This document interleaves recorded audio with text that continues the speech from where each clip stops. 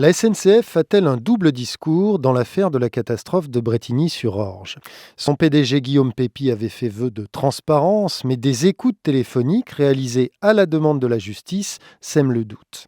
Une cadre du service juridique cherche ainsi à édulcorer une note qu'elle juge embarrassante. Ce qui m'ennuie finalement, c'est qu'il y a ton mail qui traîne.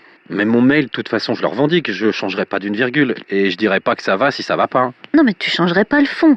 Mais si je m'asseyais à côté de toi et que je mettais certains mots mieux choisis, que tu accepterais, tu le changerais. C'est juste pour dire, je mens pas, j'arrange les choses. Dans une autre écoute, une autre cadre du service juridique de la SNCF déconseille à un collègue chargé du secteur de Brétigny de montrer certains rapports à la police.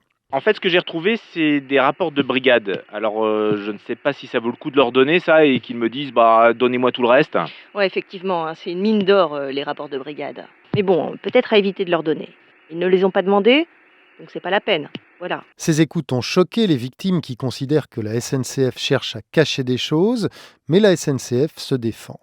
Il n'y a aucune audition dans le dossier dans laquelle un agent de la SNCF aurait indiqué que la direction juridique lui aurait demandé de ne pas dire la vérité ou lui aurait demandé de travestir. Autre aspect troublant, ces écoutes montrent qu'on remplace parfois de vieilles agrafes métalliques de rail, qu'on appelle des éclisses, par des éclisses encore plus vieilles. L'autre jour, j'avais envoyé 2 paires d'éclisses à faire expertiser par Saint-Ouen, là. Ouais, et Le retour de Saint-Ouen, ça a été de me dire que la 2e paire d'éclisses qu'on avait mis en remplacement a été plus fatiguée que la première. Donc, en fait, si tu veux, quand on remplace des éclisses de manière générale, et partout en France, à mon avis, on ne met pas forcément des éclisses neuves. On apprend enfin que 10 mois après la catastrophe, des aiguillages étaient encore en mauvais état à Brétigny. Qu'est-ce qui a cassé avant-hier? Des éclisses, des boulons? Des éclisses. Les 2 éclisses, c'est quoi ton analyse? Mon analyse, c'est que les traverses, elles sont mortes. Bon, c'est pourri à ce point-là? Mais c'est pas la seule, je te rassure. Toutes les traversées de jonction de Brétigny sont dans cet état-là.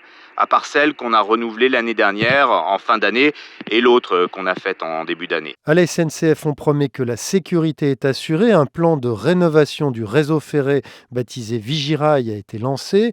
Mais pour le reste, c'est no comment, car, dit-on, ces conversations relèvent du secret de l'instruction.